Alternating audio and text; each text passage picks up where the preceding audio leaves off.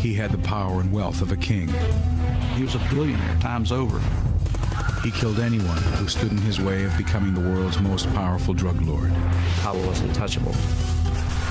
He terrorized the nation of Colombia and made an enemy of the most powerful nation on earth. Drug money. He was the crown jewel. He is what we want. Pablo Escobar and his cocaine cartel became bigger than his own government. He was the Da Vinci of crime, the bandit of bandits. His empire was vast. He was invincible.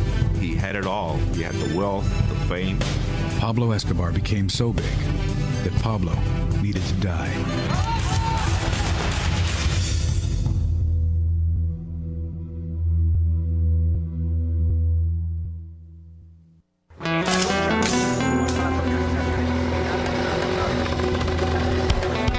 December 2nd, 1993.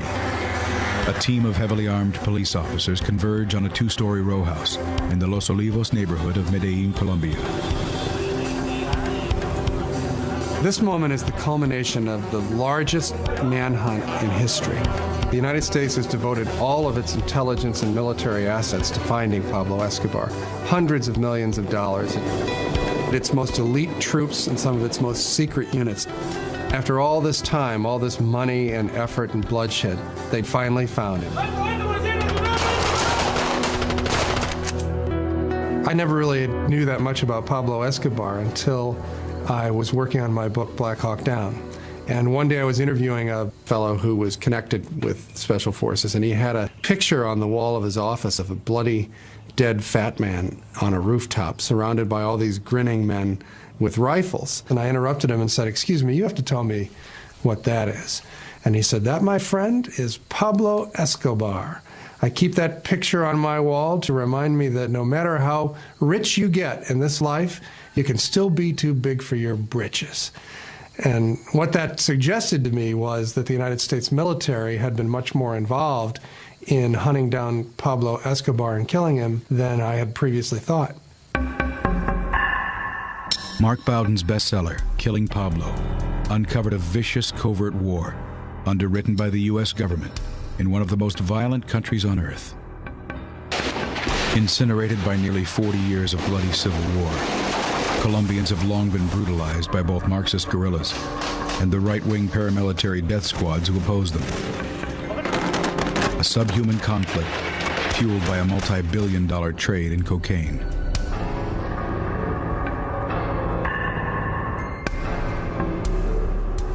Colombia's ascension to its place as the kidnapping and terror capital of the world began in a 1950s era of political turmoil. Colombians refer to that period simply as La Violencia, which means just the violence. There were hundreds of thousands of people killed, and for no real reason. There was no coherent structure to the conflict. It was just Colombia.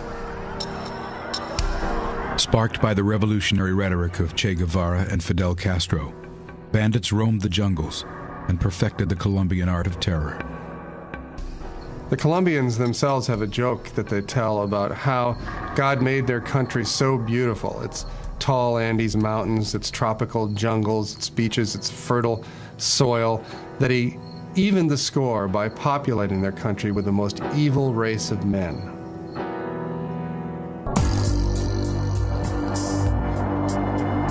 From the crucible of La Violencia emerged one of the most violent criminals the world would ever see.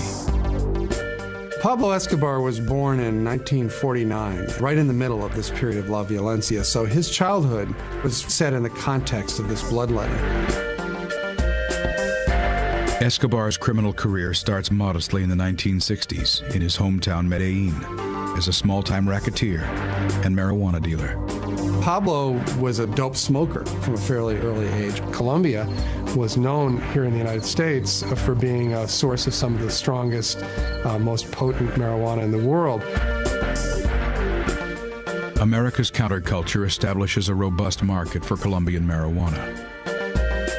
But it's the arrival of cocaine in the early 70s which presents a criminal opportunity that would shape the future of Colombia. By the mid-1970s, cocaine began to become a more fashionable drug of choice. And this was perfect for a smuggler in Colombia because it's a difference between why carry an elephant when you could put a mouse in your pocket.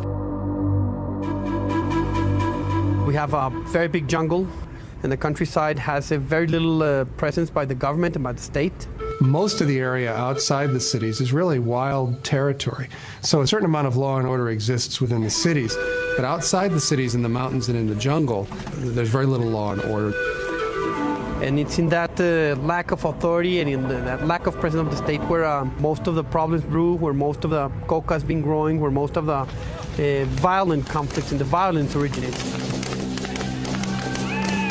Well, Pablo Escobar was not a brilliant entrepreneur or organizer. What he was is more violent and ruthless than most of the people who were engaged in this business. And in that way, he was able to consolidate most of the lucrative drug trafficking routes out of Colombia. In 1975, Escobar offers to sell 14 kilos of cocaine to Medellín drug boss Fabio Restrepo. Pablo set up his first deal with Fabio Restrepo. They saw him as a sort of a common street criminal, and they definitely underestimated him. 3 weeks later, Restrepo was found dead. And they were informed sort of unceremoniously that they now worked for Pablo Escobar. Pablo introduced a level of violence into the business that they were not used to, and so they were really in over their heads. Escobar expands his business by putting police and judges in his pocket. What Pablo learned about law enforcement from a young age in Medellín was that it could be bought. Those who were determined enough to come after him or honest enough to continue to pursue him and arrest him would be killed. Fueled by America's appetite for the white powder, Escobar's power grows exponentially.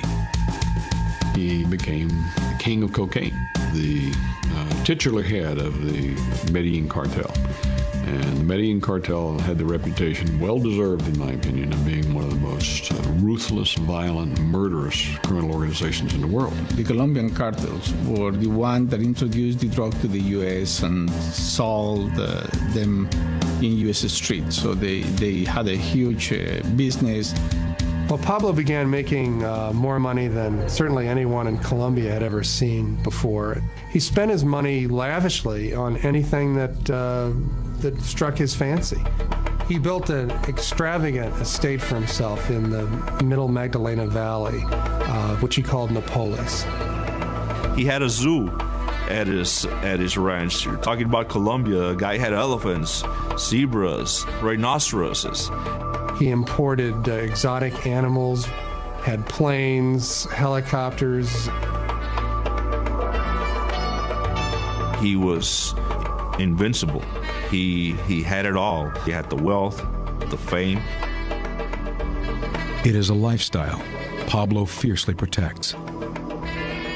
Colombia was a place where, certainly in the underworld, if you wanted to survive, you had to be more feared than your rivals. And so Pablo cultivated his reputation for violence. One of the stories that I was told is that at a dinner party at his house, his people caught someone stealing silverware from his kitchen.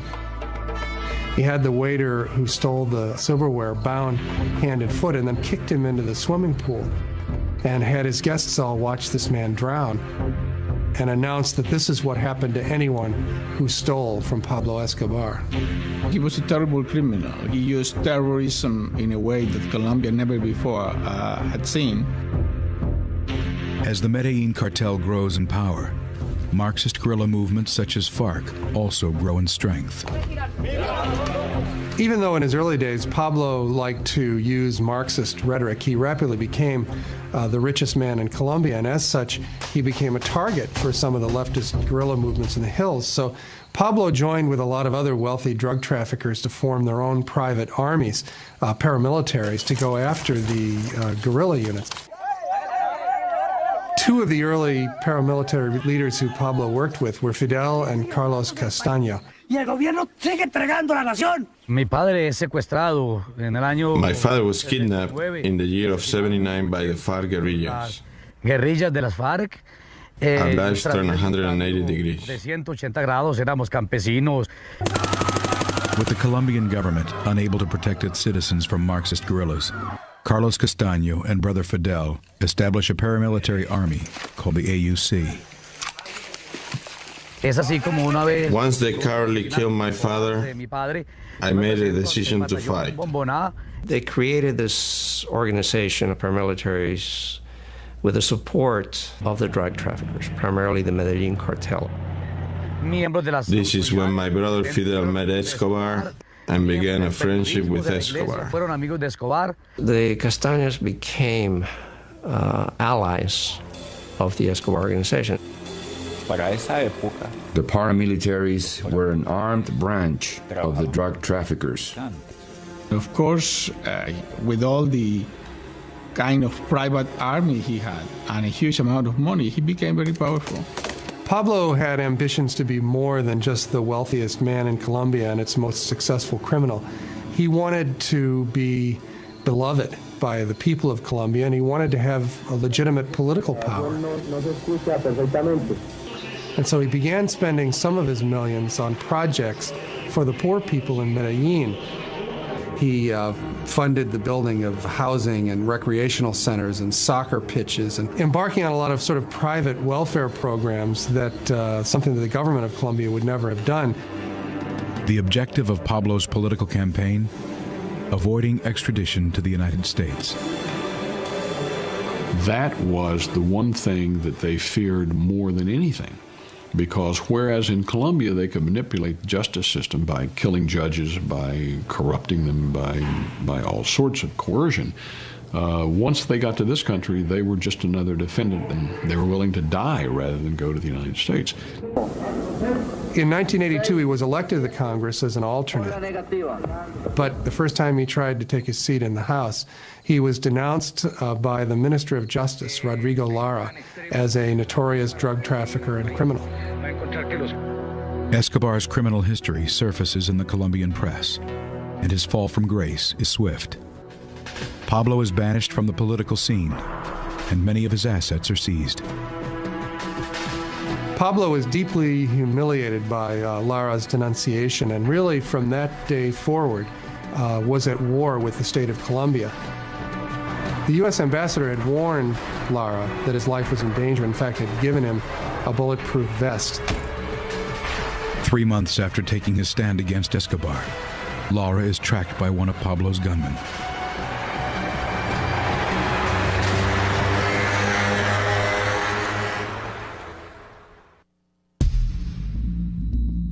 Justice Minister Rodrigo Lara is the first Colombian to take a stand against drug lord Pablo Escobar. April 30th, 1984. Lara is followed from his office by one of Escobar's hired guns.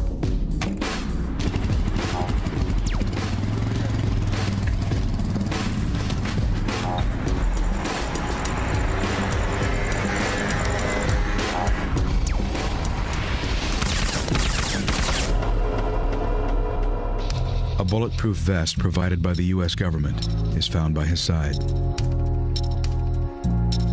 With the amount of bullets in his body, it's clear that the vest wouldn't have saved his life anyway.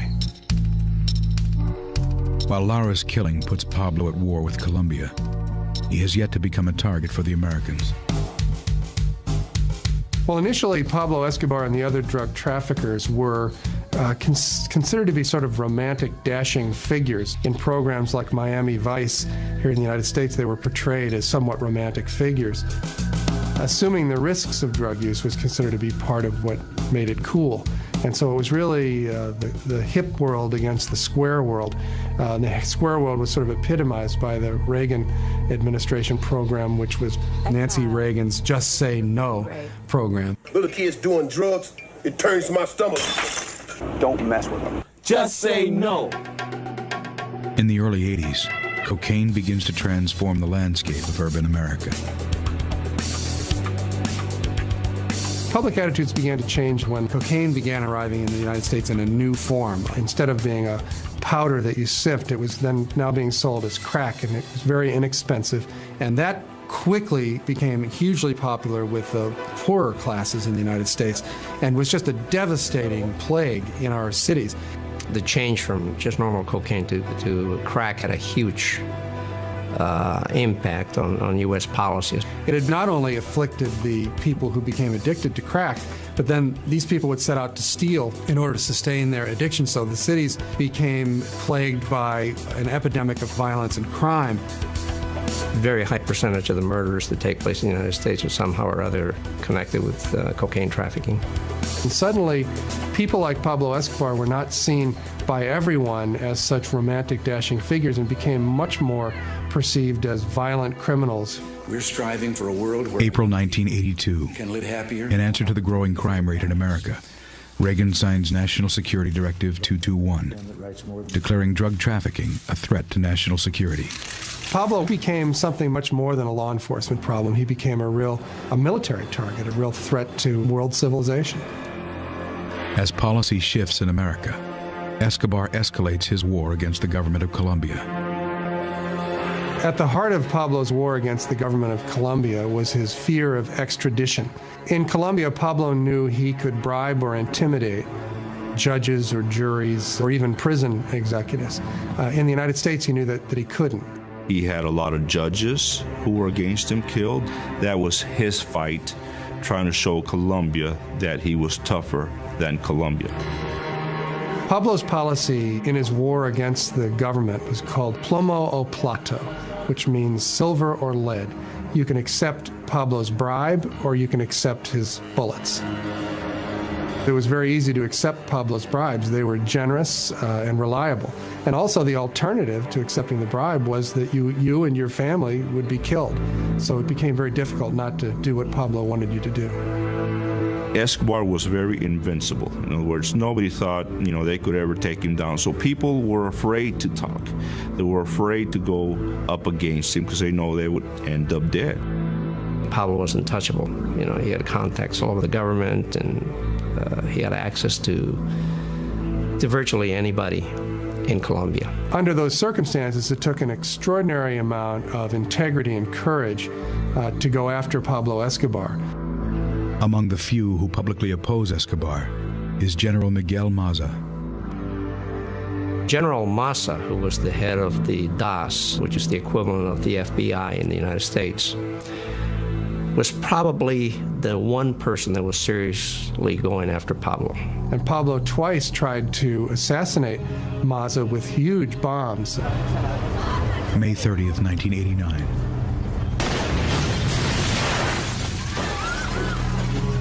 Escobar targets Maza with a remote detonated car bomb. Maza's car was at the center of the blast. Its wheels were melted to the road, but he managed to kick the door open and step out unhurt. It killed many people. Fortunately, I was spared from death in that attempt.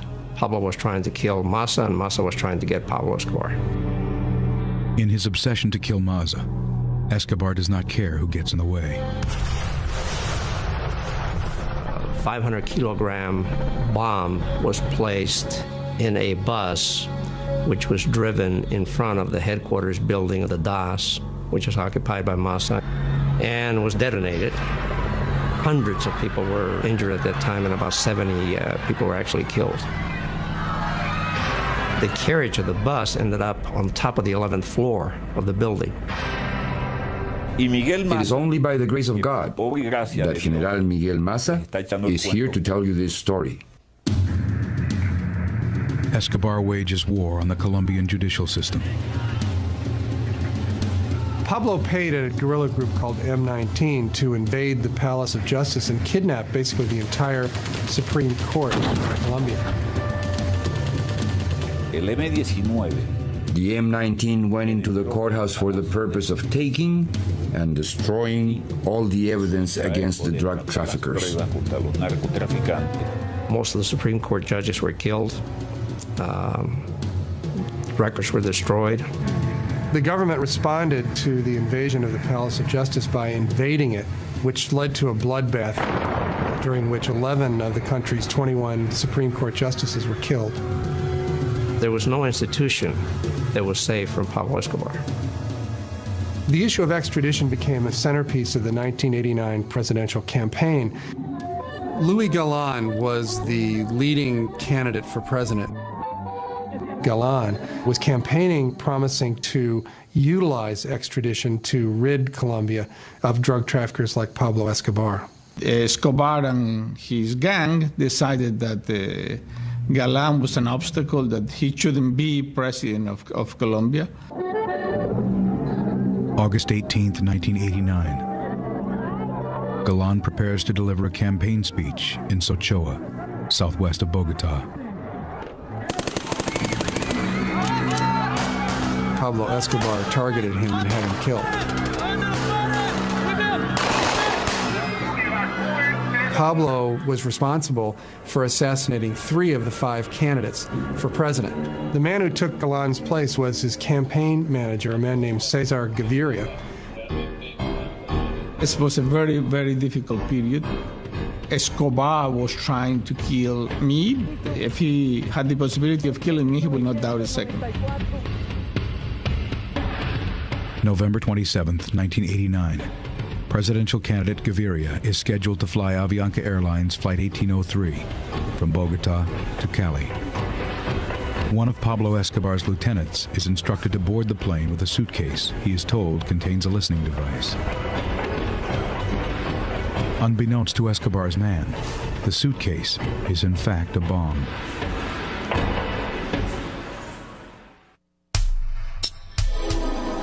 November 27th, 1989.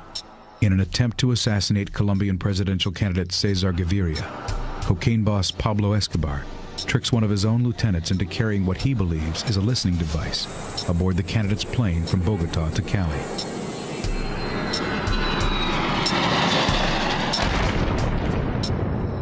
Avianca Flight 1803 goes down in the mountains outside Bogota. 110 people are killed. There are no survivors. Gaviria, as it happens, was not on the plane. But at the point where Pablo bombed an airplane, he became what the United States considers a clear and present danger. There were 2 American citizens killed on that plane. So under the long-arm statutes, we could prosecute him for the Avianca plane. With cocaine continuing to flow across the borders, American drug policy changes from intercepting drug shipments to taking down cartel leaders. It became very evident that we had to target them more specifically.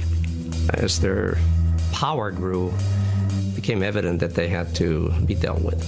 When George Bush was elected president in 1988, he changed our country's policy against drugs to targeting the drug kingpins, men like Pablo Escobar. And for the drug kingpins, the death penalty. November 2nd, 1989. President Bush's legal counsel drafts a reinterpretation of the long-standing executive order prohibiting the assassination of foreign nationals. The new interpretation of the prohibition said that if the President of the United States determined that someone was a threat to national security or to the lives of American citizens, that that person could become a target for assassination. Our forces could go out and not just try to find them and arrest them, but actually kill them. America's premier counterterrorism team prepares for a potential mission. Delta Force is the Army's top-secret counterterrorism unit that specializes in finding people and going after them, and is considered to be one of the best in the world at doing this. Our existence is still not recognized by the Department of Defense. Regardless of whether or not we exist, the unit has some highly motivated, select individuals that specialize in these kinds of operations. As Delta Force stands by, a new group of covert soldiers has already entered Colombia.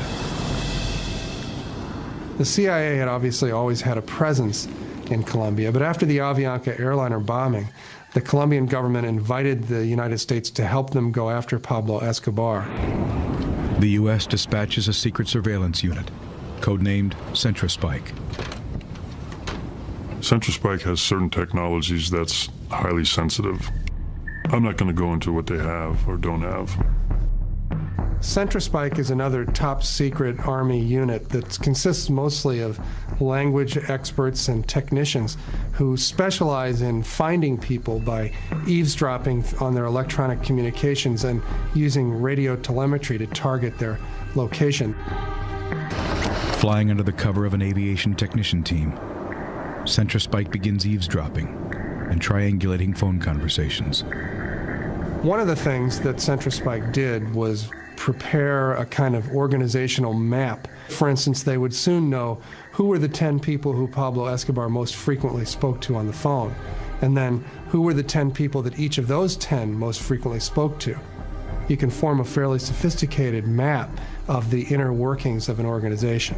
The nucleus of the Medellín cartel was Rodriguez Gacha, a.k.a. El Mexicano, the Ochoa brothers, Fabio, Jorge Luis, Juan David, and Pablo Escobar as the leader. So it was a conglomerate. They would get together, they would borrow each other's airstrips, airplanes, borrow each other's labs. They were doing loads of coke into Mexico, then Mexico would bring it to the United States.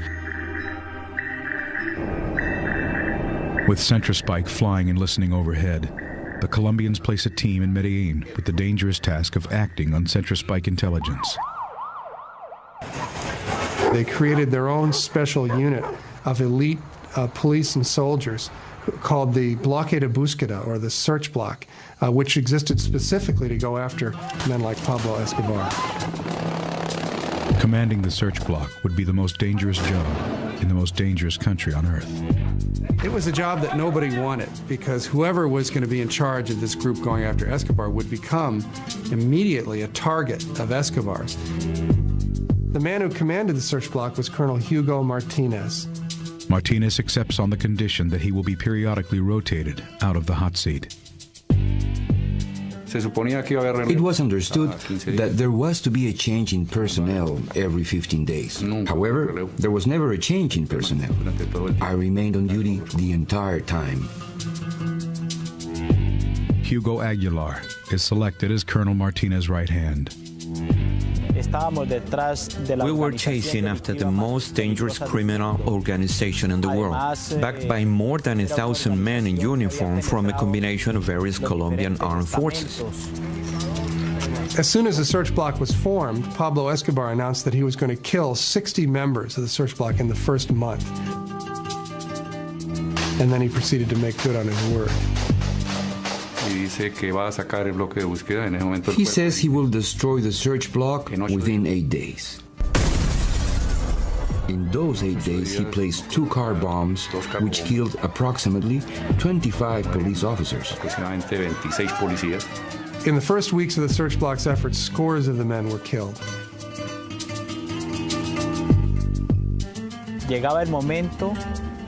There were times when we would feel powerless before such a criminal.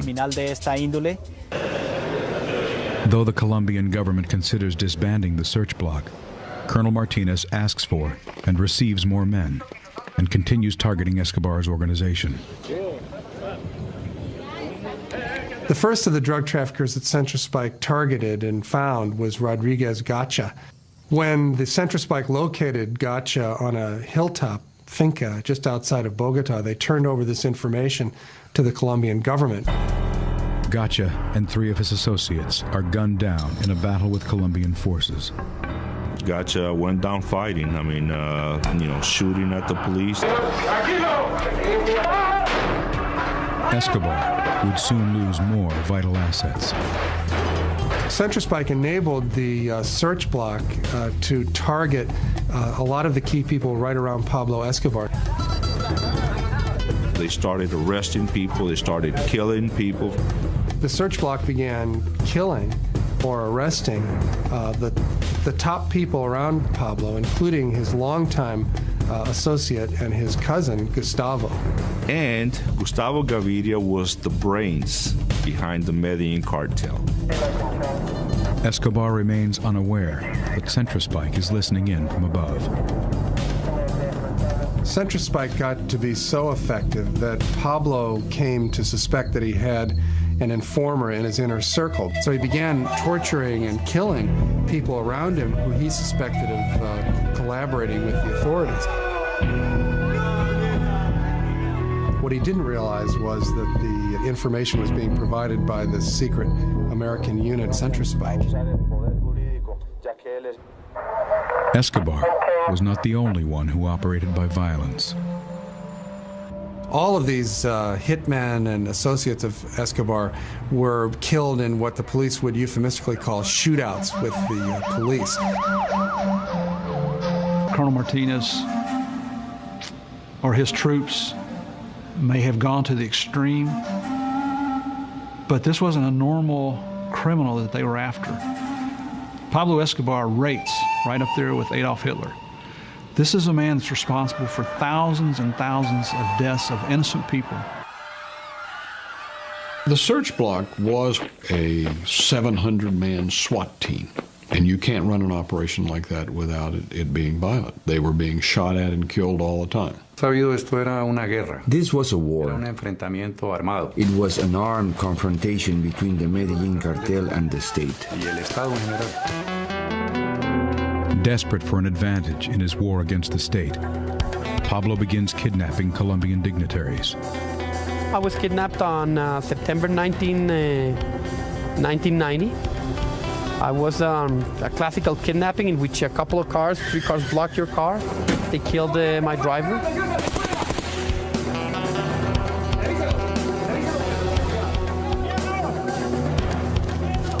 He was doing that to exert his power and show the Colombian government, the Colombian people, that he could get to anybody. Escobar will use his hostages to negotiate the terms of a surrender.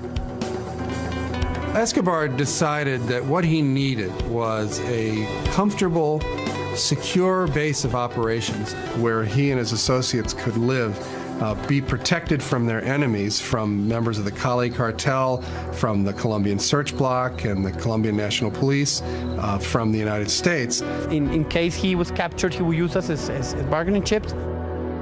As Escobar negotiates with the Colombian government, the hostages remain in the hands of his sicarios. I was kept in a very small room. I was chained to a bed, 4 guards. It's an experience in which you survive by the second. When you're in the hands of Pablo Escobar, you don't know what's going to happen. You know, you can be dead the next second. So I didn't have any illusions of surviving. I thought I was going to die. January 24th, 1991. Pablo executes one of his hostages. Days later, another is killed in a rescue attempt. That was the toughest point. I cried a lot. I got used to knowing that maybe the next day would be my last day. At this point, Pablo is literally running from hideout to hideout, knowing that if Colonel Martinez catches up to him, he's going to be killed, but at the same time not wanting to surrender until the terms had been worked out to his satisfaction. Pablo is playing a very dangerous game with the Colombian government. He felt the pressure. He knew we were getting very close. The president was warned about the danger in negotiating with Pablo Escobar, but he went right ahead. The deal that Pablo made with the government of Colombia was he would discontinue his violent campaign against the state in return for being able to build his own prison on a mountaintop just outside of Medellín called La Catedral. May 20th, 1991. As a concession towards his private sanctuary, Escobar releases his remaining hostages. I couldn't believe it. They took me to the street. They gave me money for a cab. And finally, a guy picked me up, and I told him, please take me back home. As part of Pablo's deal, General Maza is removed from his case. With construction underway on Escobar's private prison, one last demand must be met. They actually held a Continental Congress, basically, where they rewrote the Constitution of Colombia to ban extradition. And the day that the amendment to end extradition was put into the Constitution, Pablo Escobar turned himself in. He held a press conference on the mountaintop outside the prison and graciously announced that he decided to end his war against Colombia. He sent this message: "Tell President Gaviria I will not let him down." The agreement was thus sealed. I personally viewed it, along with my colleagues working on the search, as having been defeated. He knew we were close to getting to him, and this was his way out. To us, it was a defeat. We had lost, and he had won. Even as Pablo is incarcerated in La Catedral, he sends a message to Colonel Martinez. They discovered a bomb that had been planted by one of Pablo's hitmen. Pablo's deal with the government of Colombia evidently didn't include ending his war against Colonel Martinez.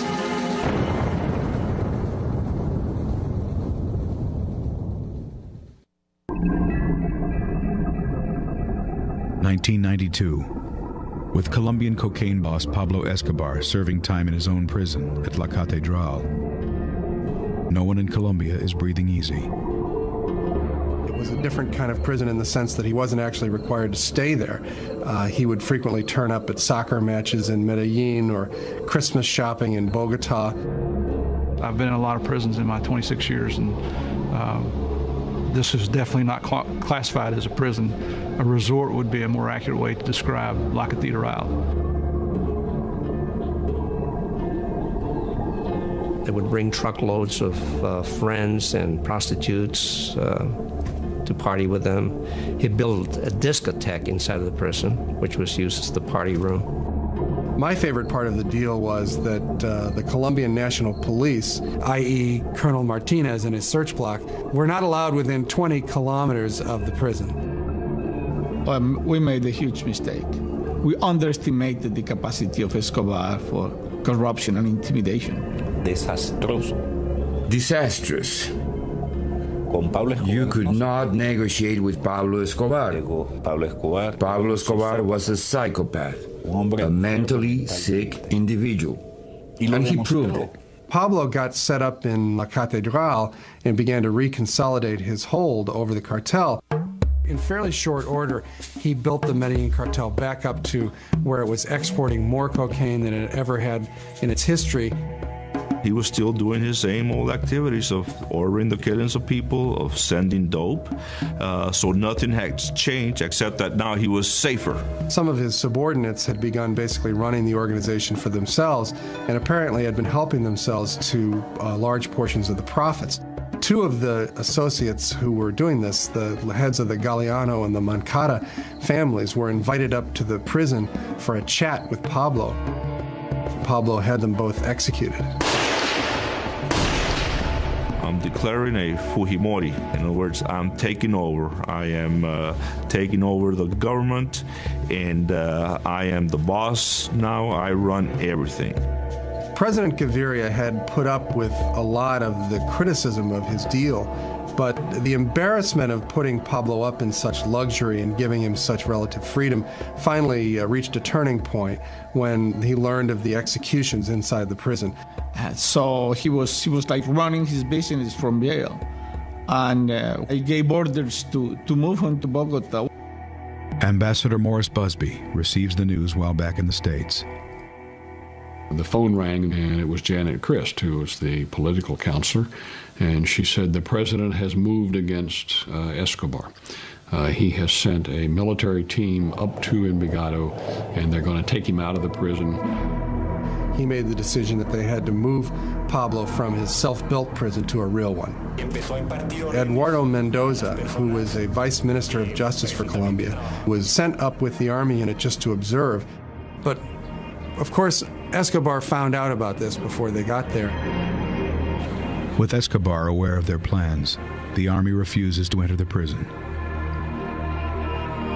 Mendoza took it upon himself to go in the prison to negotiate with Escobar to try to reassure him that he really was just going to be transported to a different prison. And, well, things went badly. Escobar got very angry with him and said this was a violation of his agreement with the president and basically took Mendoza captive inside the prison. Justice Minister Mendoza is held at gunpoint inside Escobar's living quarters. While Mendoza was being held captive in the prison, Pablo's men kept threatening to kill him. As the standoff continues through the night, President Gaviria calls in the Colombian Special Forces. Time was passing, and we need to do it. In the early morning hours, they assaulted the prison. Mendoza, in the confusion, was corralled by one of the Special Forces sergeants that threw him to the ground and basically sat on him and then directed him on how to run out of the line of fire and managed to escape with his life. It was incredible what happened. I was indignant and furious because I did not understand, and I do not today. Several hours later, Janet called again and said there has been a real fiasco. The whole operation was a failure. They discovered that Escobar had escaped. Escape is not the correct word. He walked out of the prison. He controlled the guards, he controlled everything. I think he had like 12 of his best assassins staying with him, and they all escaped that night. The Americans associated with this mission were delighted that Pablo had escaped because while he was in prison, they hadn't been able to go after him at all. Now that he was free, it opened up the possibility of targeting him again and killing him. We were elated because the hunt was on again, and we knew we were going to get him. President Gaviria makes a plea to the U.S. Embassy. Gaviria had said to me, I don't know what restrictions you've been operating under in this country up to the present time, but I'm telling you right now, we need your help. There are no restrictions. I asked full cooperation of the U.S. in this matter. We needed to find Escobar. He asked Ambassador Busby for a military help, and the first thing that occurred to Busby was Delta Force. He made a request to Washington to bring Delta Force to Colombia to help lead and train the Colombian forces to go after him. We got some assets into the country. We got a lot of very, very competent people that came to Colombia literally within hours. All kinds of groups were there. The unit, the agency, Central Spike, all to provide support for the Colombian command. I always believed that we had a very, very good shot at finding Escobar in the early going. He was the crown jewel. He is what we wanted. Delta Force places 2 operators at La Catedral. While Central Spike would put their ears on the target, Delta Force would put their eyes on it. Central Spike and Delta Force were able to pinpoint Escobar's location literally days after he'd escaped from prison. By the time the Colombian forces act on the American intelligence, Pablo has vanished. In order to be successful with Pablo, it had to be very time sensitive, because if we got intelligence that Pablo Escobar was at location X last night, chances are he wasn't there anymore. As Escobar's trail grows cold, a decision is made to reform the original Search Bloc. This time, it will have the full support of the United States law enforcement, intelligence, and counterterrorism agencies. Peña and Murphy went to live in Medellín with the task force. I mean, that was their second home. This Search Bloc was now more organized, had more of a focus, had more intelligence, had better equipment to start the second search for Escobar. With corruption and fear permeating the Colombian forces, there is one clear choice for commander of the new Search Bloc. I did not ask to be reassigned to head the operations. But when he escaped from La Catedral,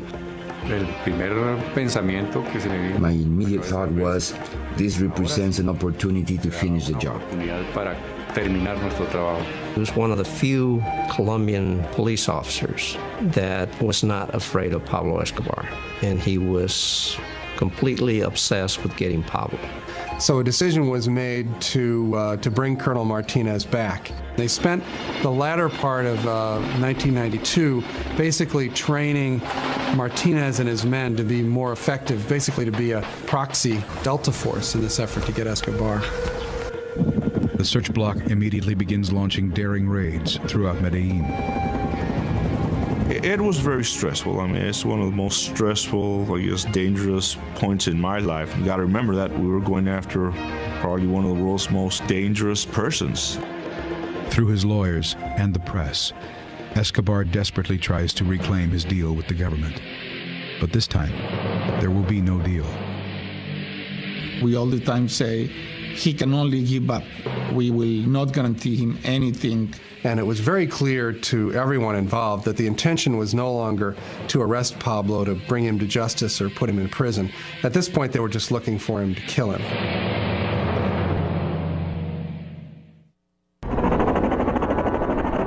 (1992). Despite the full cooperation of the American forces in the hunt for Pablo Escobar, the drug boss remains at large and protected by his powerful Medellín cartel. Escobar was the head of a very large criminal organization, so he employed not just gunmen and hitmen and criminals, but also bankers and lawyers and accountants. He had an infrastructure in Medellín, so we started targeting other members of his organization. We began to systematically cut away all of his support mechanisms, all of his infrastructure. We built up a large body of intelligence, put together organization charts down to the lowest lieutenant in his organization. Escobar responds by putting a price tag on the head of Medellín police officers. He was killing regular police officers, nothing to do with the Search Bloc, just a regular police officer on the beat. Every day there were funerals for policemen that were killed the night before. Pablo was able always to stay one step ahead of the Search Bloc because he had a lot of friends and informants, both in the community and also within the Search Bloc itself. There was a lot of information that was being intercepted, which suggested a lot of people on the take. If you didn't take the money, he would shoot you. Plata or plomo. You want a bullet or you want some money. We knew that we could be infiltrated. The Medellín cartel members were constantly looking for someone they could bribe monetarily. It became apparent to the Americans and to the Colombians searching for Escobar that the tactics they were using were never going to be successful. In the days after Escobar's escape from his private prison in July of 1992, the DEA had toured the site in search of any intelligence that they could possibly use against the drug lord. We went through the prison where he had lived, found great intelligence, just great information. One of the things that they noticed about Escobar as they examined his living quarters and his memorabilia was how much his life revolved around his family and his children. I was always of the opinion that we should watch his family, track his family, because he had the reputation of being an absolutely ruthless, murderous man, but the man who really had great regard for his family, for his wife and his two children. Ambassador Busby shared his thoughts with the Colombian authorities.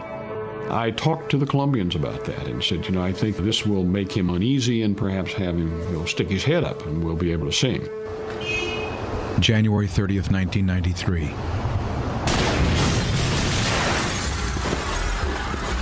A 220-pound car bomb explodes in front of a bookstore in downtown Medellín.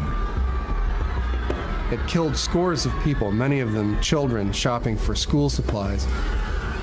And I think it was really the point at which the gloves came off in the search for Pablo Escobar.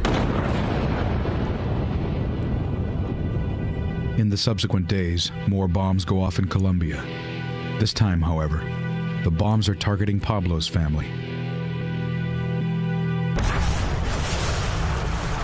A bomb blows up a 12-story apartment building owned by Pablo's mother. Soon, another Escobar house is decimated. An organization calling itself Los Pepes came out of the woodwork. A mysterious entity begins targeting Pablo's organization and even his family for outright assassination. Los Pepes, which stood for, in its acronym, People Persecuted by Pablo Escobar, suddenly burst on the scene, targeting and assassinating anyone who was associated with Escobar. It had the earmarks of a psychological operation of some sort. But it got very quickly beyond that, and it became a murderous bloodbath. People being killed by the Pepes almost every night. They ran the whole gamut of crimes. So, in reality, Los Pepes were just as ruthless as Escobar. Anybody who had any connection with Escobar was either killed, arrested, or running for their lives.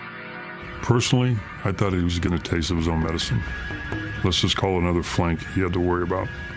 The police, never did stuff like this. I mean, he was always worried about the police, but now you have Los Pepes playing outside the rules. They started to play dirty just like Escobar. They were killing as many as 5 and 6 people a day. They would assassinate these people and leave signs hanging around the neck of the body, signed Los Pepes. While Los Pepes is exterminating Escobar's support structure, the Search Bloc takes down some of Pablo's top lieutenants, such as Tyson Munoz. The Search Bloc raided the apartment, cornered Tyson, and killed him in the proverbial gun battle with the Colombian police. The confrontation was pretty much inevitable because these people were not going to be taken alive. In my opinion, the police did not want to take them alive either because the wheels of justice don't work in Colombia the way they do in the United States. Despite an official prohibition, many of the American forces are rumored to be participating in the Search Bloc raids. Delta Force operators and the DEA agents very frequently went along on these raids and often led them. We couldn't stand back and feed them this information about a potential Escobar hideout and expect them to go out and participate in all the dangerous activities while we sat in the rear, and drank our coffee and waited for them to come back and report to us. So Javier and I decided ourselves that we would be involved in these operations. Right there on the front lines with the guys, running in, kicking the doors, going in, participating right alongside the Colombian National Police. With Americans funding, training, and possibly even participating in Search Bloc raids, concern grows over a possible connection between the Search Bloc and the death squad, Los Pepes. There were allegations on the part of Pablo that Los Pepes and Martinez were one and the same. I was very much afraid of somehow DEA being contaminated by what was going on up there. There's been accusations that members of the Bloque de Búsqueda provided information to Los Pepes. Did I ever see that? No. Did I ever see any indication that that happened? No. Could it happen? Sure, it could happen. There's 600 guys in that operation. It's still something of a mystery who Los Pepes were, and that's obvious because the Los Pepes were basically murdering people. One of the few to admit to participating in the killings is Escobar's former ally, Carlos Castaño. Los Pepes is una organización. Los Pepes is an organization that arose supported by the auto defenses. Yes, particularly by my brother Fidel Castaño, but it was bigger. Carlos Castaño and his brother Fidel were some of the original paramilitary units created to fight against the guerrillas. When Escobar began executing members of his own organization inside his private prison, La Catedral, the survivors began to secretly ally themselves with Pablo's paramilitaries against the drug lord.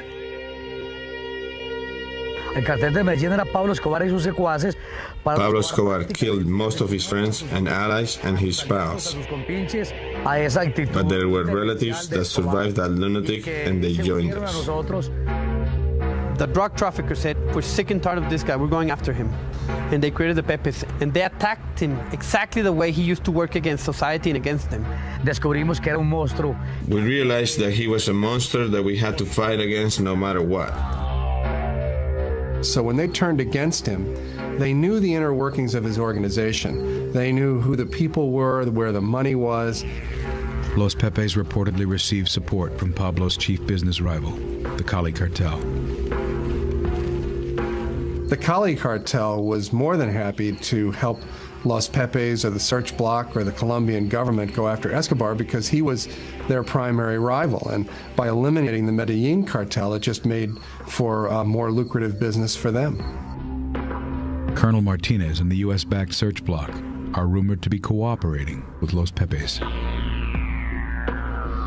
Colonel Martinez was at this point, even though he denies it, I think, was willing to work with these elements from the underworld because for him, the battle with Escobar had become very personal. You could say that Escobar affected all of us who were Los Pepes members. When things started to get really ugly, when Los Pepes began killing people wholesale, it was clear to the Americans working in Bogota that this was out of bounds. And if word got back to Washington that the United States effort was connected in any way to these death squads, then Washington would basically pull the plug on American involvement. This threw something into the game which really could have brought everything to a grinding halt. Mark Bowden's Killing Pablo cites classified cables outlining the American concerns about Los Pepes. While the United States Embassy in Bogota maintained the pretense that there was no connection whatsoever between Colonel Martinez's Search Bloc and Los Pepes, I came across the DEA's cable traffic back and forth from Bogota to Washington, which documents the knowledge of DEA agents that Los Pepes were intimately involved with the Search Bloc.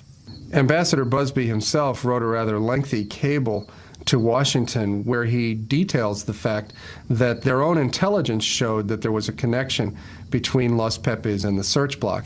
In fact, Ambassador Busby had gone to President Gaviria to complain about this and to demand that this connection cease and desist. I had several meetings, and one of them, I want you to say, every member of the police, that that this is not an instruction, that this is not the policy, that we shouldn't be involved in that. Days after Gaviria's orders to the police, Los Pepes issue a press communique announcing they are officially disbanding. And in effect, for a period of time, Los Pepes did cease and desist. So it was obvious that they understood that there was a connection between the police and Los Pepes. Though officials moved to distance themselves from the vigilante group, Los Pepes continued their bloody campaign. Los Pepes were the first tactic employed against Escobar that was immediately effective. In short order, everybody associated with Escobar, his family members, his lawyers, his bankers, his accountants, were either running for their lives or dead or under arrest. And very quickly, Pablo began to find that his protective shell was disintegrating. We confronted Escobar's terrorists. There were a lot of killings during this confrontation. We could see that the impact that they were having was incredible because they were playing without any rules. Officially, the United States was not involved in the efforts of Los Pepes at all. But if you look at what they were doing in Colombia at the time, it's clear that they were working hand in hand with Los Pepes, whether they intended to or not. It was very evident that they were having tremendous success in dismantling the Medellín organization. And obviously, we were trying to do the same thing. There was a strategy, wide, perfect, outlined by the United States, by these agencies, in which tacitly each one did what each one had to do. By February of '93, Los Pepes have killed dozens of Escobar's associates and members of his extended family. So Pablo is now terrified that Los Pepes are going to kill his wife and children. I got a phone call, almost a frantic phone call from the Minister of Defense, who said Escobar's wife and children and an entourage of 12 or 14 people are at the Rio Negro airport, and they have visas to go to the United States, and they're going to leave the country. If he succeeded in getting his family out of the country, there would be no inhibitions on him, and there was no telling what he might do.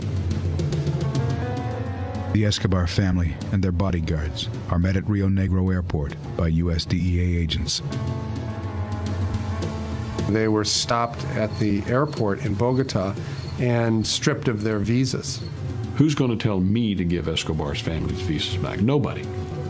So they're effectively keeping the bait being the family, in position in the country, while Los Pepes apply the pressure against Escobar.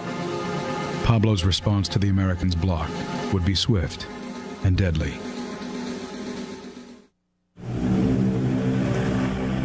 April 1993.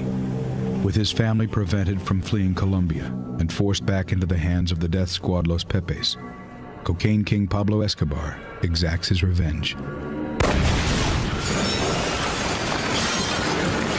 Pablo's response was to set off a 300-pound bomb in Bogota that leveled a city block.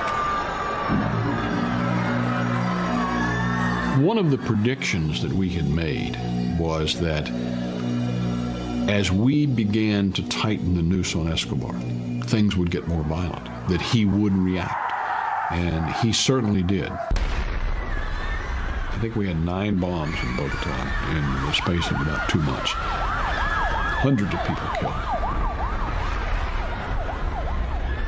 Los Pepes responded by kidnapping and murdering Pablo's chief lawyer, Guido Parra. And when they killed Parra, they also took his teenage son and murdered him too. They hung signs around their neck that said, "What do you think of the exchange for the bombs, Pablo?" and signed them Los Pepes. Despite allegations that Colonel Martinez is cooperating with Los Pepes, he is kept on as commander of the Search Bloc. Colonel Martinez stood up and did the job that had to be done. Nobody else wanted to do it. A lot of people were afraid to do it. Colonel Martinez realized that the fight between him and Pablo Escobar was a fight to the death. And at the end, either he or Pablo Escobar was going to be dead. With Centra Spike finding no sign of Pablo's voice on the airways for months, Colonel Martinez requests the support of a Colombian ground surveillance unit. The Colombian National Police were having a lot of success with a small unit that operated portable direction finders in collaboration with Centra Spike. And Colonel Martinez requested that this unit come to Medellín. Martinez receives the unit, but he insists on sending one of its members back home to Bogota. His superiors sent him to me on 2 occasions. And on both occasions, I sent him back because he bears my name. The problem was that his own son was one of the men working in this unit. I knew that my equipment would work and we could get good results in Medellín. But he was always resistant to my working in Medellín for my safety. He insisted that he wanted to be involved in the search for Pablo Escobar. It had become a personal as well as familial problem that was affecting us all. Hugo Jr. was determined to be with the unit and get Pablo Escobar before he could get him, or his sisters or brothers or his mother. After a lot of talking, we came to the conclusion that I could stay in Medellín. We could get no more rest until we captured him. With Escobar's family under police watch in Medellín, Pablo's own son becomes his father's front man. He talked to Juan Pablo just about every day by radio phone, and Juan Pablo became the one person who he trusted, who he could communicate with to do his bidding with the government. While Pablo strategizes with his son, Colonel Martinez's son tries to pinpoint the transmission. I was very sure that I would find Pablo Escobar with this equipment. As the hunt for Escobar gets new life, rumors continue to cloud the Search Bloc. Known members of the Medellín cartel are seen meeting with Search Bloc officers outside the Search Bloc base, including a notorious assassin. An individual that we knew only as Don Bernardo at that time. And I'll admit, we did interview him. The Colombian National Police brought him in as an informant. and he provided information about Escobar and his associates. It was one of those things that happened in a dirty war. There was lots of informants. I can't say, if they were part of Los Pepes or not, but there were informants. Among those working as a secret informant for the Colombian police is Carlos Castaño. I provided information to the police under the code name Alecos. They never knew I was Carlos Castaño, leader of the paramilitaries. We're not afforded the luxury of having informants who are priests. Bloque de Busqueda was the good guys. The narcotics traffickers were the bad guys. Washington also becomes concerned about a possible connection between Los Pepes and Delta Force. The tactics being employed by Los Pepes were basically the same tactics that Delta Force was in Colombia teaching to the Search Bloc. There had been a lot of comments that the Pepes were using like tactics. From what I had heard, they were just ruthless. There's no tactics behind that shit. They just whacked people. Anyway, they were very efficient. In Washington, the fear was not just that members of the Colombian Search Bloc who had been trained by Delta Force were, in fact, moonlighting as members of Los Pepes, but that Delta Force operators themselves might be participating in these hits. November 12, 1993. The CIA briefs the Pentagon on suspicions of a connection between Delta Force and Los Pepes. A decision is made to pull all American forces from Colombia. I did get word that we were going to be told that our military units were going to be pulled out, and I certainly didn't want that to happen. Ambassador Busby was then able to go to work with his connections in the White House to countermand the Joint Chiefs order to remove the people from Colombia, and they stayed. As Busby buys the Search Bloc precious time, surveillance teams continue to crisscross Medellín. In late November of 1993, the Search Bloc, with the help of Centrospike, was able to pinpoint Pablo's location to a hilltop finca outside Medellín. Intelligence had been received that indicated that Escobar was hiding in a small house located on the side of a mountain out in rural areas. When the assault forces hit the house, they burst in and Pablo wasn't there. In fact, Pablo had been talking on the radio, but he would walk up into the woods a short distance from the house so that he'd have a better line of sight communications with his son Juan Pablo in Medellín. So when the Search Bloc descended on the farmhouse, Pablo was actually up in the woods. The Search Bloc examined the farmhouse where Pablo had been staying, and it was apparent to them that the drug kingpin was living under increasingly strained circumstances. Virtually his entire organization, the Medellín cartel, was totally destroyed. One of the few remaining links to Pablo's empire is his son, Juan Pablo. The Escobar family was staying in an apartment in Medellín, and the Los Pepes were sort of picking off people who worked for the family. So they were pretty terrified. Pablo is really desperate. His family is literally in the hands of his enemies. We always had his family under watch 24 hours a day, so he could never touch our families, because if he does, his family would also perish. He was always worried about his family's security, because that is where the Pepes concentrated their attack efforts, his family. November 27, 1993. Scheming with his son Juan Pablo, Escobar makes a secret arrangement to evacuate his family to Germany. And word of this, of course, gets back to the embassy, because Centrospike is listening to all of Pablo's communications. We learned that they were traveling on a Lufthansa flight from Bogota to Germany. So the United States government goes to work with the Colombian government to assure that the German authorities will not allow the Escobar families into that country. Escobar's family is refused entry into Germany and flown directly back to Colombia. They put them up in Hotel Tequendama, which is a large hotel complex in Bogota that's actually owned by the Colombian National Police. And so while publicly they claim to be protecting Pablo's family, the way that Pablo saw it, was that his family had now fallen into the hands of the very people who were likely to kill them. Sure enough, it wasn't a day before Escobar called. When he made the first phone call, I thought, okay, he's finished. Once again, their efforts to get out of the country had been stopped. That's when he started making mistakes. When Pablo Escobar begins to make phone calls to the Hotel Tequendama, we placed everybody in a state of alert. They called the presidential palace in an effort to speak to President Gaviria, threatening to wage all-out war against the state unless they released his family and allowed them to leave Colombia to a safe haven. He started calling everybody. And that's where he made the mistake of staying in one place too long.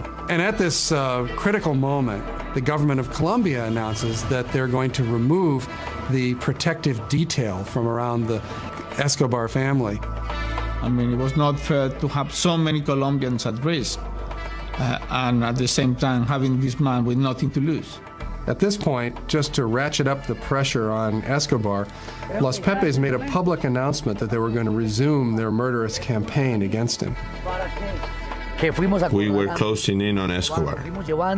We made him get to a point where he had to abandon his bodyguards and he was reduced to hide out almost alone. With the exception of Pablo's family, every resident of the hotel has fled for fear of being caught in the crossfire between Pablo Escobar, the Search Bloc, and the Pepe's death squad. The fear is so palpable that little Manuela, who was then 8 years old, was overheard walking the halls of the empty hotel, singing a little Christmas carol to herself that she'd changed the words to, and the words that she was singing were, "Los Pepes are going to kill my father, my mother, and me."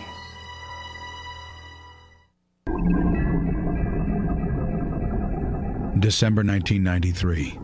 On the run and at war with the state of Colombia, Pablo Escobar tries to protect his family from the vigilante death squad, Los Pepes. He's desperate to get his family out of Colombia, so he has to continue making phone calls to the Hotel Tequendama.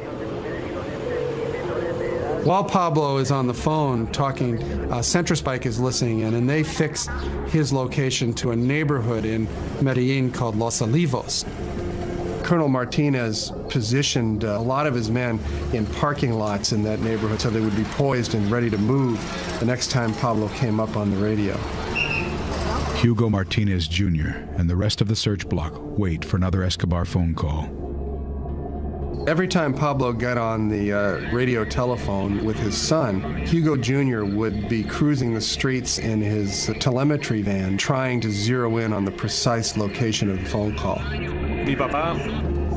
My father was very clear, saying that the operations cannot go on if Pablo was not talking. Desperate for a way out, Pablo turns to his son, Juan Pablo.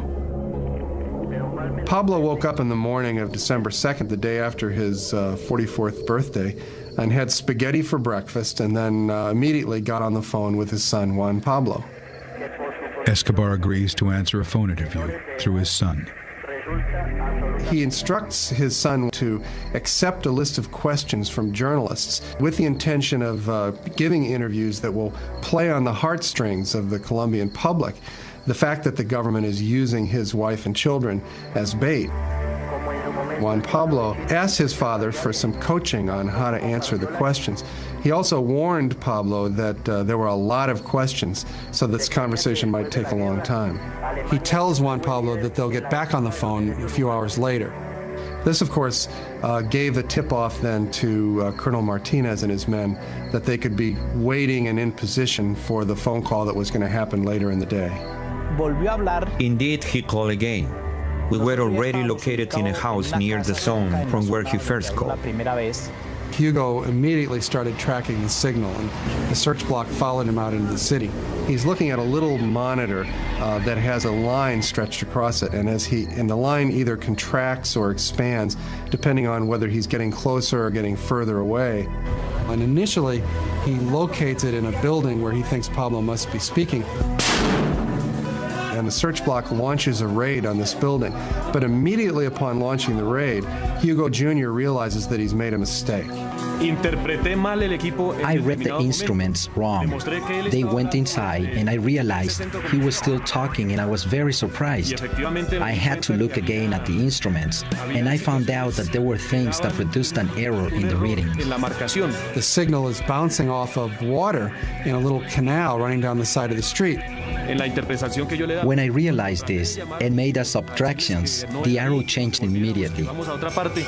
So he radios to the search block that he's made a mistake, and he races off thinking that the troops will then get back in their vehicles and follow him. But in fact, no one hears him. So Hugo Jr. and his driver are driving off by themselves, hunting down this signal, and manages to drive right down the correct street in Los Olivos where Pablo is staying. He started talking again, and I followed the signal to the point where the equipment showed me the exact location he was in. I turned around and passed by the front again. And with the radio in my hand, I put my hand out the window and started pointing at the window in the second floor. At the same time that I was pointing, I observed the silhouette of Pablo Escobar with the phone in his hand. I was listening, and he looked through the window. We saw each other.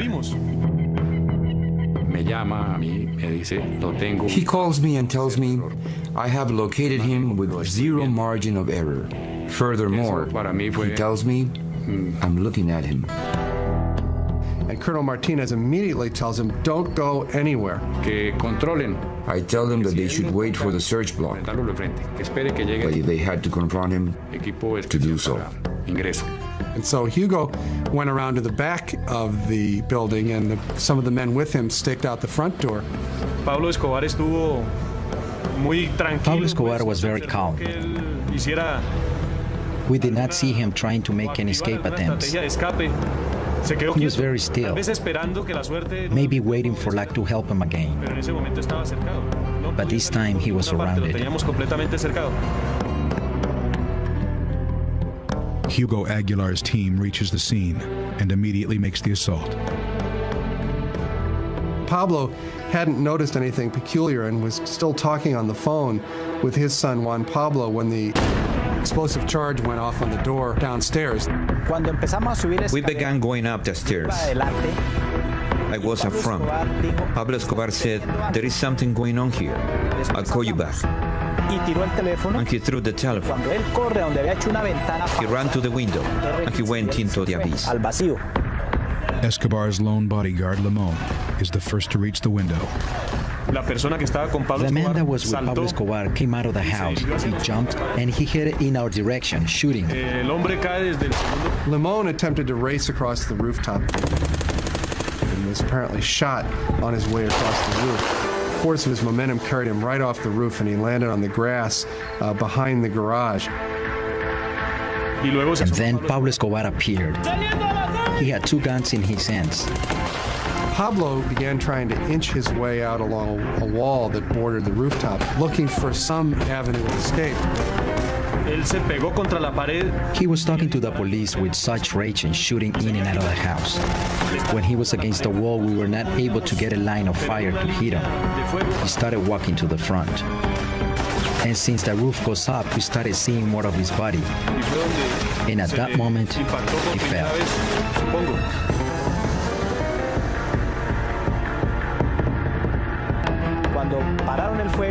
When the firing stopped, I looked and I saw him lying on the roof. I took the radio and said, "Viva Colombia, Pablo Escobar is dead." The world's most powerful criminal was dead. But just how Pablo Escobar died would remain clouded in mystery.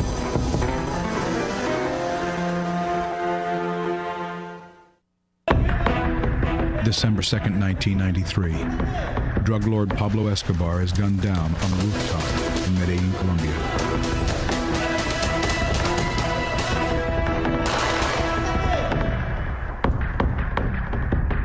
Javier, they just killed Escobar. Like, what? They just killed him in Medellín. It's all over the press. So, I mean, I was happy. I was elated. I became static. I ran around our office space, saying, "Hey, Pablo's dead." Immediately, I traveled to the location with DEA agent Steve Murphy. I was given the opportunity to go down on the roof to view the body, to visually confirm that it was Escobar. And he climbed to the rooftop and began taking pictures. Members of the Search Bloc posing around the body with rifles like big game hunters. Murphy then gave the camera to the Search Bloc, and they took pictures of him posing with Escobar's body. Photos of an American agent posed over the dead body caused an uproar in Colombia, where many were unaware that gringos were in on the hunt. It is true that we Americans provided a lot of assistance to the Colombians. We certainly did that. But in the last analysis, the success was Colombia's. It was a Colombian operation from start to finish. Colonel Martinez, Colonel Aguilar, these guys are truly great heroes in Colombia history. I believe I have performed a great service to my country. At the end, I considered a victory for the world. While there was no question that Pablo was marked for death, how he died remains a subject of conjecture. The official version of Pablo's death is that he came running out from that wall across the rooftop with a gun in each hand, screaming at the police and swearing at them as they gunned him down. El tiro de la pistola. The shot from my gun was the one that perforated his heart. And the one from the R-15 went through one of his ears and came out through the other ear.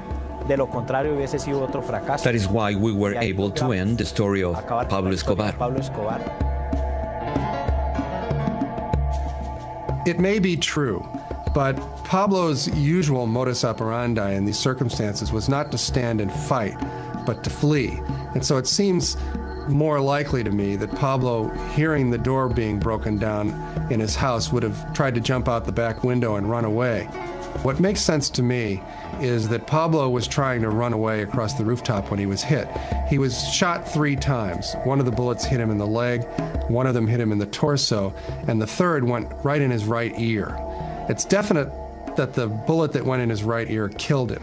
What makes more sense to me is that the bullets that hit his leg and his torso would have knocked him down, certainly, and that the final shot that killed him was most likely administered by somebody standing right over top of him. I would not put it past a cop going up there and just say, hey, we're going to make sure this guy's dead. I think he was shot up close. They wanted to make sure he was dead. Whoever it was knew he wasn't to be taken alive.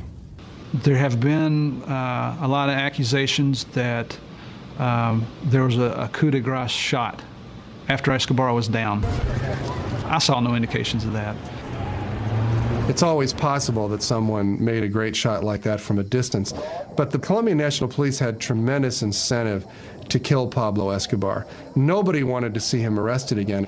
And besides that, Escobar, in the course of this manhunt, had killed scores of the policemen who were searching for him. So there was a tremendous amount of anger and hatred in these men searching for him. So it makes more sense to me that Escobar was knocked down by a few bullets from a distance and that he was finally killed with a coup de grace. Some believe that the final blow was actually delivered by an American. Within the Delta Force community, there's sort of a legend about Escobar's death, which holds that he was killed by Delta Force. It was not so much a victory for Delta, but a victory for the whole special ops community.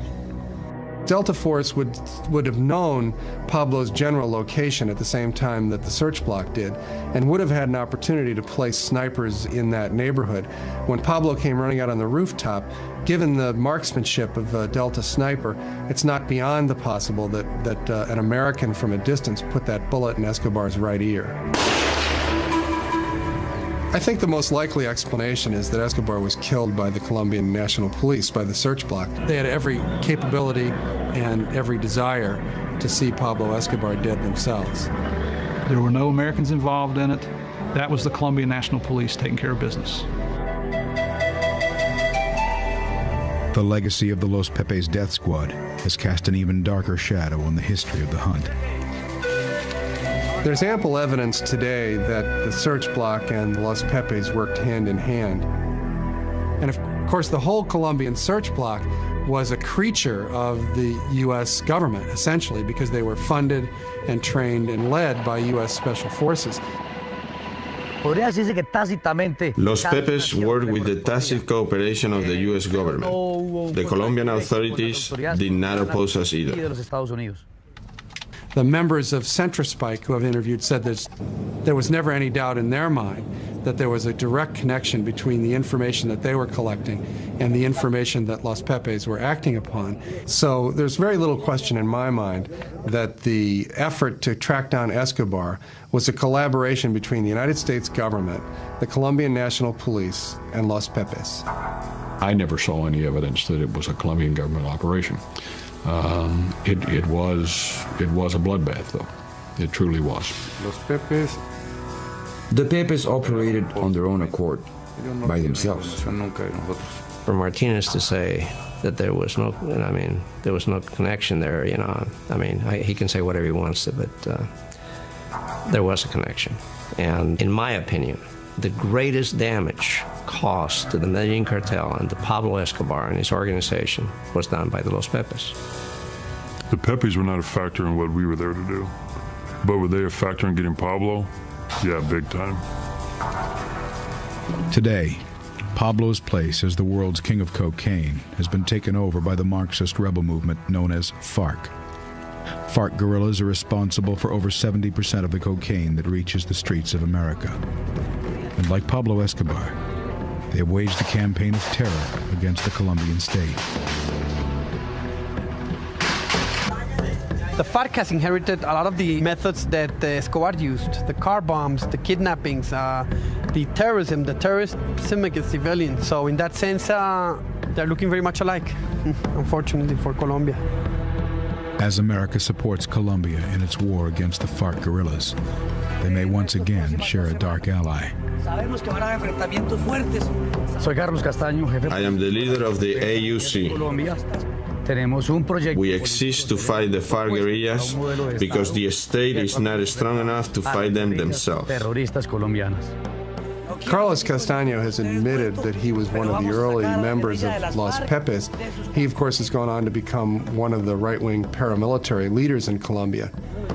With the tacit support of the Colombian army, the AUC has waged a dirty war against the FARC, allegedly massacring thousands of civilians deemed sympathetic to the FARC guerrillas. He's regarded by many Colombians as a hero, but also by many as a violent criminal.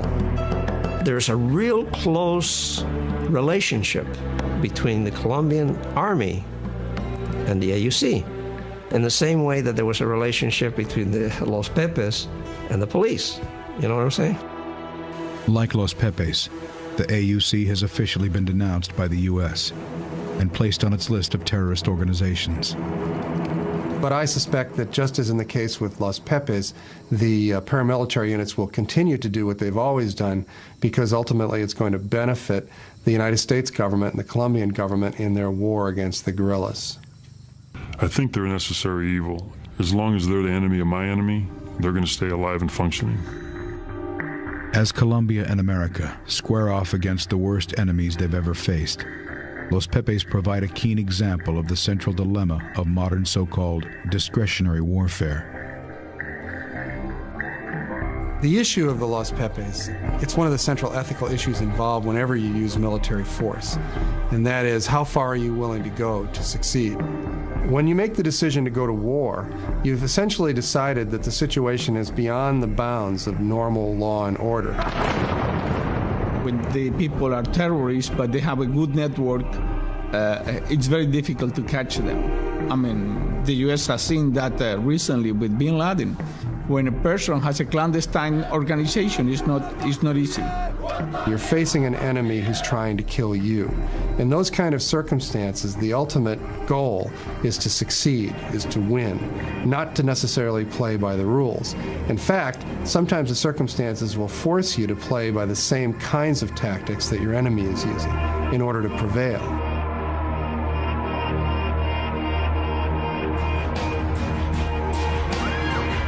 While most Colombians have lived with it for their entire lives, most Americans have only recently known the reality of terror.